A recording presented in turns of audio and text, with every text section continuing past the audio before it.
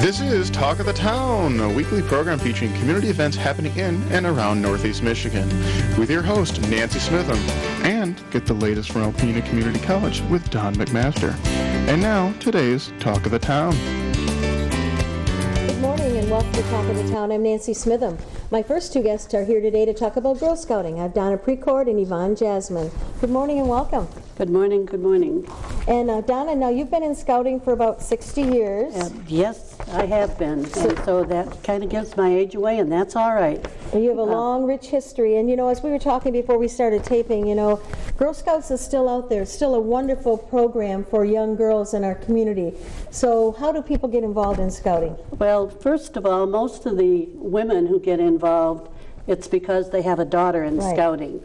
But we're finding more and more now, some of the folks of my age, are also getting involved, but maybe not as a troop leader, but as someone who works on the service unit, who can help plan some of the bigger events so that our scout leaders have an opportunity to work on the badges and a few of the smaller events that they want to do. But there's a place for everyone in Scouting. We have a college girl from community college who's working with the troop over at St. Paul's, or not St. Paul's, over at Ella White. So, no matter what the age, there's a place for you in Scouting. Now, like I say, we had open houses where we were inviting the girls at the beginning of the year and their parents, and ordinarily then you get a few of the parents who are involved. And I know it's difficult because they're a two-family working, or maybe it's a single mom working. But I remember this being a problem back when I first started my Scouting. I was working, my husband was working, but I wanted to get involved. Actually, I started the year I got married. My husband's two aunts, Nat Chakosky and Lillian Saburn, said, you're not doing anything. Come on and give us a hand 1 hour a week. Well, it's more than 1 hour a week. But that's when I started. So, and I would have been married 60 years in August. So, I've just stayed with it because there's so much. I found that when a Girl Scout wanted to learn how to do something, if I didn't know how to do it, I would go out and find someone in the community, and then I learned right along with her. So I got quite an education through Girl Scouting. It's just it's a beautiful way when a girl learns something that she's been striving with, and then all of a sudden it comes to her. Oh my goodness, that is the reward. When you see this child just blossom, and even if it's tying a square knot or a clove hitch, as long as, she's accomplished it. But mostly with the schools and the churches are sponsoring our scout troops. Okay. And that is an awesome thing for them to do that. It's a place to be, so they can conduct their weekly or bi-weekly meetings. Okay. And our kids have traveled a lot in this community. Almost all of our troops have their girls traveling somewhere. 2 years ago, we had our older girls go to Europe. Wow. And they were there for 3 weeks, or a little over 3 weeks, and they experienced so many wonderful things on their adventure. But there's a lot of troops that are right here in Michigan doing their thing.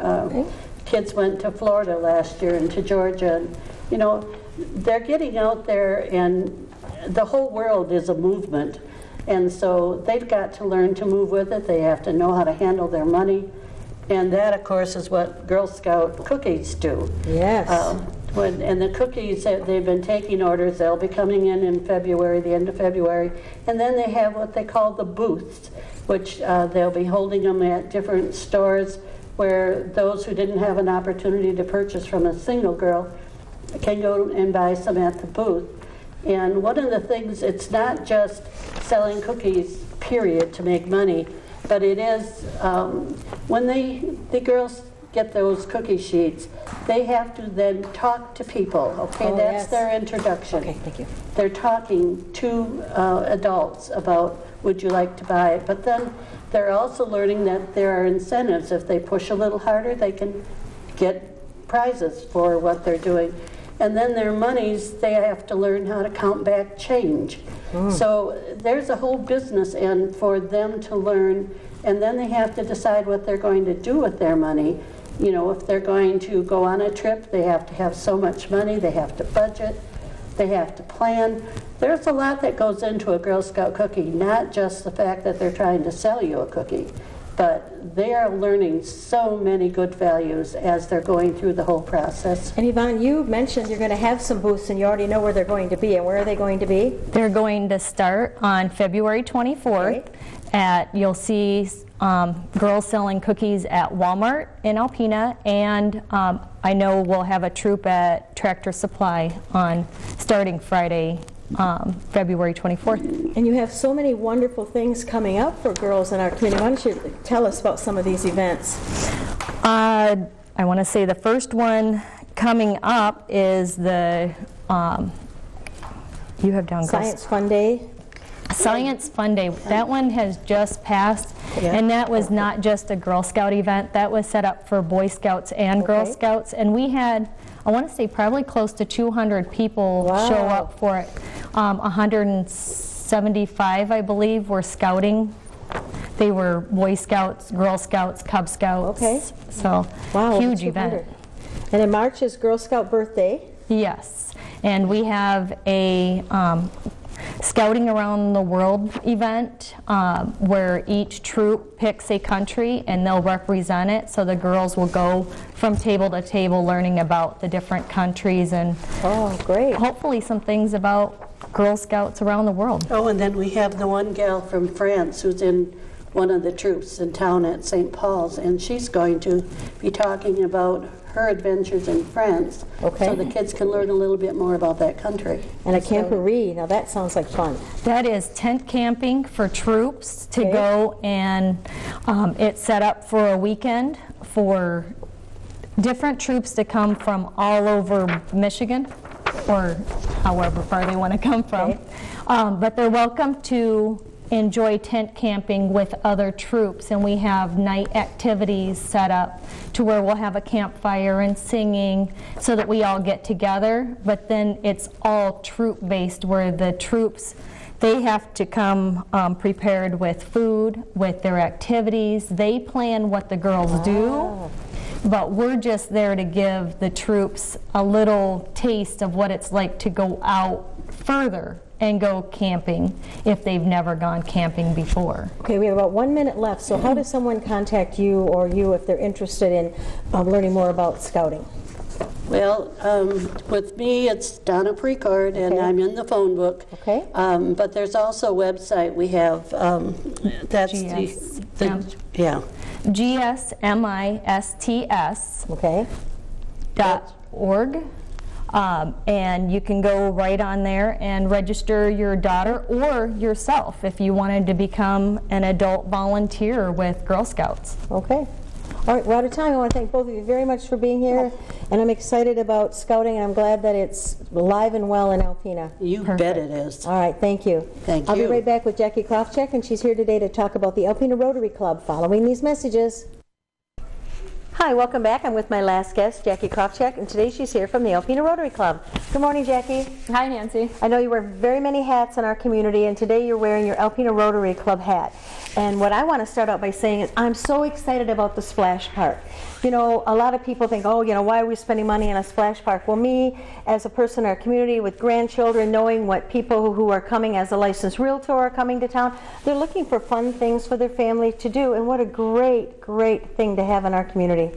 Yeah, it was interesting. A couple years ago, Rotary had finished up kind of their island project, and they had the playground project all done, and they were thinking about what could we do next. And they knew in the city's master plan they actually had a splash park designed, or thought about, I guess, for the Starlight Beach area. And so Rotary said, well, what if we were able to do that? It's quite expensive, so they said over a period of time. And so it kind of worked out, and now we'll be able to help the city make that happen. And you know, I've taken my kids and my grandkids to splash parks, and they're fun, they're a blast, and people drive to your locations for their kids to do that, especially with Lake Huron and that beautiful playground. You know, if people think that that playground is underused, go there in the summertime on a hot day. I mean, there's kids everywhere. They're crawling all over, and they're enjoying it so much. Plus, it's very well maintained. It absolutely is, thanks to the city. And so it was pretty exciting when we actually announced that this event that we're hosting in March, when we announced the proceeds would go to help with the splash park. we had so many people attending because they wanted to help fund it. And then we also had people say, well, I can't attend that event, but I'll give you a donation. Yay. So the community is just really excited about having the splash park. So some people might think it's silly, but it really does help build the sense of community, which is important to creating that sense of place. And the event in March is going to be a big one. Last year was the first time you did it, and this year it's going to be bigger and better than ever. It is. So it's actually it's the second year for this particular event, but it's actually our 64th annual Rotary auction. So people might remember the Rotary radio auction. But this is March 2nd, and it's the second time that we're doing, it's called Brew on the Bay. So it combines the auction piece of that with a wine and beer tasting event. Okay, so give me all the details. Yeah, so it's March 2nd. It's at the Aplex. It'll be from 6 to 10 p.m. Costs $25 to attend, or you can purchase for $250, you could reserve a table of 8 tickets.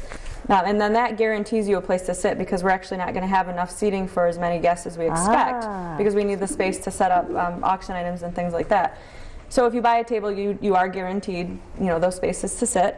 And then with that, you get so many tasting tickets, and you can visit the various vendors that are there to get wine or beer tasting, and then you can also participate in the live and silent auctions. Okay, and this is, like you said, very important because this money is going towards the splash park. So where are we in the process of building the splash park?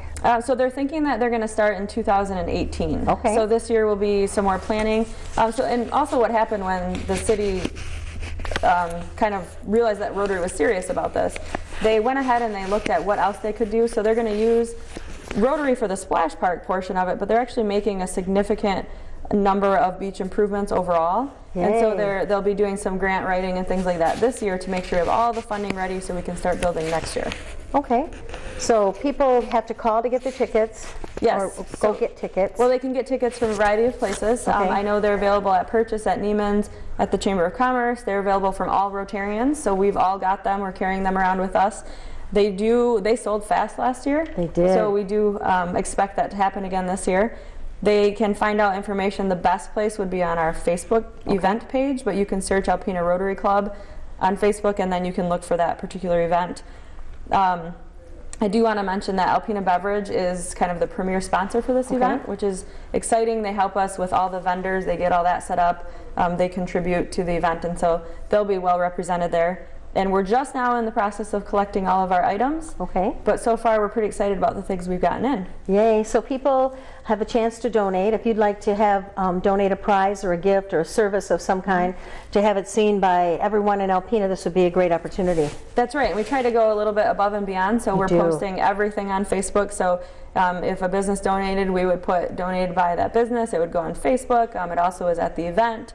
It's listed in the Alpena News if it gets committed to us by a certain date. So yeah, we're trying to give people a lot of recognition because we know our businesses get hit up all the time.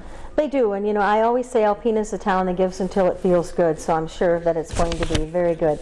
And talking about some other Rotary projects, you folks don't take on any little tiny projects. Everything you take on is big, and you have a really wonderful group of people who are out there in the community doing lots of good. And Rotary Island Park, that's a beautiful, beautiful place. And in the summertime, when you go walk on the river, you get a chance to see it and everything. There's been some vandalism there in the past, which is very, very sad how anyone can do that. But I was pleased to see the last time I went there, it's looking very, very nice. We do put in time. We do work bees there. The city helps us with some of the maintenance and watering, things like that. And we do get some vandalism. I think everywhere does. But we've tried hard to put benches in there that are going to withstand some of that. That would be easy to repaint or easy to do maintenance on. And then we've also got several people. There's an apartment complex that looks down over that island, and those folks that live there are pretty good about watching what's going on the island.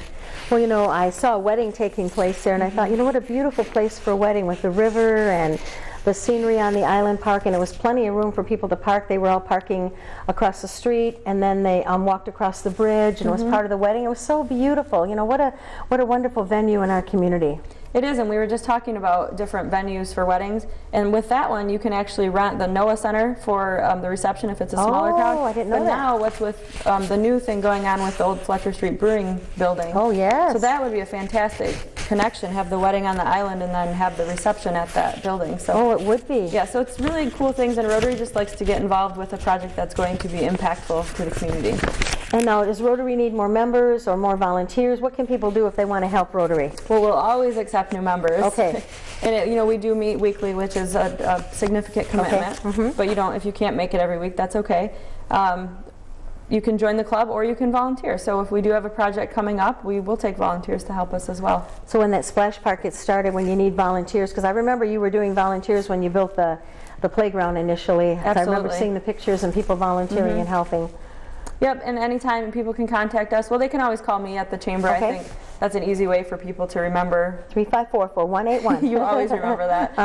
They can always look online and find the Rotary Club website or the Facebook page, and those are great ways as well to contact us. So March 2nd is the big event. Make sure you get your tickets in advance. If you want to sit down, call in advance and get a table for $8, $250. Tickets are available again from any Rotarian and...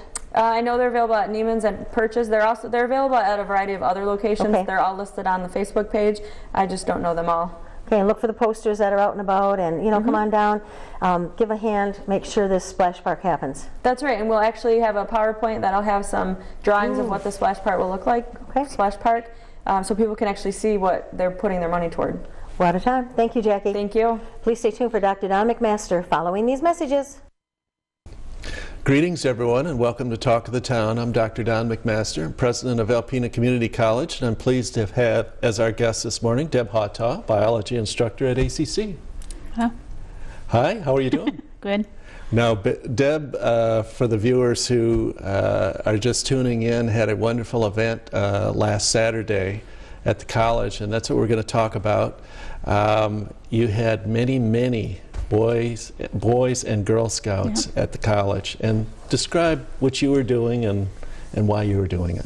It's an annual event. It's called Science Fun Day for Scouts, and it started actually as part of a endowed chair grant that I had 5 years ago. This was the 5th year of it, and it's basically a series of hands-on science experiments in 4 basic areas of science: chemistry, biology, physics, and then earth science.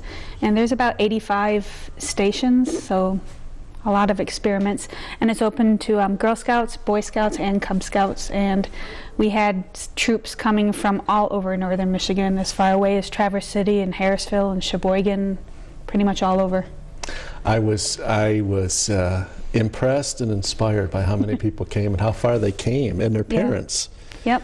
And how does the word get out to a scout troop in Traverse City that such a neat thing is going on at ACC? Well, basically I only contact 2 people. I contact the council for the Girl Scouts, and they send out flyers to leaders all throughout the area, but then I also have a lot of word of mouth that gets traveled that way. And then for the Boy Scouts and Cub Scouts, it's the same way. You contact the head, I don't know the title. That's all right. I'm not into the Boy Scouts, but the head person, and then he sends out the email to all the den leaders and packs throughout the whole area. How many scouts do you figure you had? I had easily 110 scouts that we counted, and when it was pretty much exactly 110, and then I had additional older Girl Scouts, my older troop, that was assisting me, so total 116 scouts. Wow, plus leaders. Wonderful. What a great event. I mean, just a flurry of activity, excitement, engagement with science, both young men and young women. All ages. Yeah, and you've done scouts for a number of years. 10 years. And what is it about that activity that you like or that moves you? Well, just in general, I like trying to help shape the next generation of youth and give them opportunities and experiences that they otherwise would not have. Encouraging them to be their best, whether it's in science or just in general. Very good. And as a woman working in a science field, something that's traditionally kind of rightly or wrongly considered to be more of a male area, that must feel gratifying to you to have your Girl Scouts partaking like they did. Yep.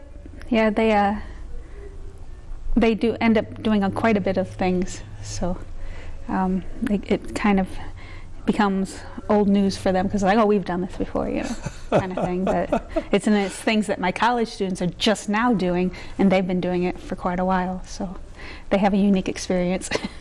Do you have certain sort of experiments that you gear toward the scouts, thinking that you know, it's going to be exciting for them or fun or kind of flashy? Yeah, I mean, there's some favorites. You know, for example, with the older scouts, they like to use the polymer science, where you take the two different kinds of polymers, combine them together, and it foams up quite a bit. So we have a couple different versions of that they do. And then, like for the younger kids, we do a big oobleck vat, which, you know, oobleck is just cornstarch, but yes. They've only maybe experienced it like a little cup. We make a vat that can actually like walk through it and yes, stuff. So, I saw that. Yeah, it's very popular. It's like a solid and a liquid both. Yep, exactly. Yeah. And they spend, I mean, we've had some girls or Cub Scouts, the younger kids, they spent the whole time there. They never left the oobleck tank. Yeah, So yeah, they really liked it. And I saw your daughter and several other ACC students. Courtney Krentz was there helping out, and some others. Yeah, I had about 6 or 7 of my ACC students assisting with the various science areas, especially chemistry. Do you see that that's a beneficial experience for these young people to kind of get a feel for what it's like to be a teacher? I think so, and also to apply their knowledge, you know, that they've gotten in class, because some of the experiments we've done in my classes, they're doing for the scouts. For example, the DNA extraction, that's right out of one of my labs, and so they know how to do it. They can then teach the scouts to do it, and the students must like it, because I've had students who've come back and asked to do it again. Yeah. You know, even though they're no longer in my classes, they still want to do the event. Yeah, really neat. A really neat thing. We got about a minute and a half left, and I want to give you the opportunity to talk about Science Olympiad. Yes. Which is coming up here next month, right? Yeah, it's March 11th, and Science Olympiad is a national event. It's a science competition, basically out of STEM, and it's junior high, high school. We do 2 divisions, and it's basically a competition. The winners at our regional then go on to the state competition in Lansing, which is April 22nd, I think. Mm-hmm. And our schools have done decent. You know, we're the smallest regional, but we still are competitive. So. Absolutely. It's commendable, the work that you and your team put in on that. And we're also looking and starting an elementary science Olympiad in the area. Oh, really? Yep. It's being done as a gold project for a scout girl in the area. So hopefully in the next year that'll be up and running. Is that being organized by Deb Hataw as well? No, but her daughter is going to be her gold project. Very good. So. Good deal. And tell the viewers a little bit, if they haven't been tuned into Science Olympiad. Of course I have, because all our kids went through, and it was a wonderful experience for them. It really, really was. Very formative. But where do the schools come from? What sort of events do they compete in? That sort of thing. Well, our region is Northeast Michigan. We basically are 14 counties. But we're just so rural that, you know, it's hard to get to them. And they come from as far away as Elk Rapids, Oscoda. We've had in the past Mayo, Asabo, Mackinac City comes down, kind of all over. And Alpena, Alpena High, led by Mrs. Dobeck, has been a powerhouse in our region for years. Yes. Well, thank you for all you do. I mean, this is very impressive, both things, and very supportive of young women in science. So we appreciate it. Kids in general. Yeah, and kids in general, yes. Yeah. Thank you. And thank you for watching Talk of the Town. We'll see you again next week. This has been Talk of the Town with your hosts, Nancy Smitham and Don McMaster.